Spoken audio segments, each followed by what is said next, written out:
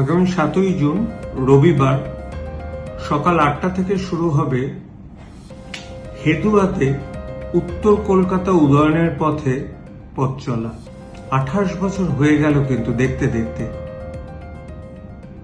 এই স্বেচ্ছাসেবী সংস্থা বিভিন্ন রকম বিজ্ঞানমূলক কর্মশালার সাথে যুক্ত থাকে এবং আমি ওনাদের সাথে যুক্ত আছি এবং আমার খুব ভালো লাগে ওনাদের কাজকলাপ।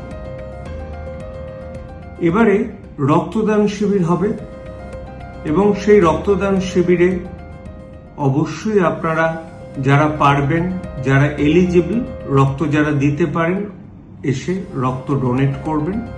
আপনারা জানবেন রক্ত এমন একটা জিনিস যেটা আর্টিফিশিয়ালি প্রডিউস করা যায় না।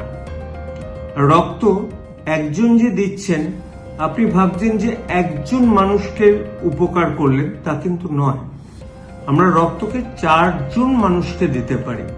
আপনার রক্ত থেকে লোহিত রক্তকণিকা একজন অ্যানিমিক রোগীকে দিতে পারি। যে অনুচক্রিকাটা বেরোয়, আমরা ডেঙ্গু রোগী বা অনুচক্রিকা কমে গেছে এমন রোগীকে দেখতে পারি। প্লাজমাটা আমরা দিই যাদের লিভার খারাপ তাদের জন্য।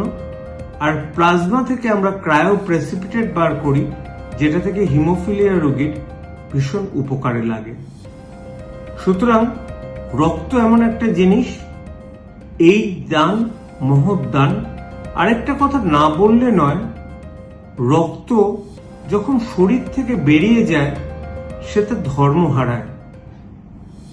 হিন্দুর রক্ত, মুসলিমের রক্ত, কোনো জাত, কোনো ধর্ম কিচ্ছু থাকে না রক্তের। সুতরাং রক্তদান মহৎ দান। আপনারা সবাই এগিয়ে আসুন। আমিও থাকবো হেদুয়াতে সেদিন। আপনাদের উপস্থিতি কাম্য। এনাদের এই 28 বছরের অনুষ্ঠান সাফল্যমণ্ডিত হোক, 29 বছরে যেন যায় সেই প্রার্থনা করি। আমার নাম উৎপল চ্যাটার্জি। আমাদের উত্তর কলকাতা উদয়ের পথে 29তম রক্তদান শিবির অনুষ্ঠিত হতে যাচ্ছে আগামী 7ই জুন রোববার হেদুয়া পার্ক। এখন এমন একটা পরিস্থিতির মধ্যে আমাদের রক্তদান শিবির হচ্ছে, যেটা হয়তো আমরা আগে বিগত 3 বছরে আমরা হাজারের উপরে রক্তদান করেছি, কিন্তু এই বছরে একটা গুরুত্ব হচ্ছে যে ভোট পরবর্তী এবং ভোট পূর্ব একটা এমন সমস্যার মধ্যে দিয়ে গেছে আমাদের সমাজ, যে সেখানে কোনো রক্তদান শিবির সেভাবে হয় না। সুতরাং এই বছরে রক্তের সংকটটা ভীষণভাবে তীব্র। সুতরাং আমরা চাই যে যত সংখ্যক লোক আমাদের এখানে রক্তদান করবে, ততই কিন্তু আমাদের সমাজের জন্য মঙ্গল।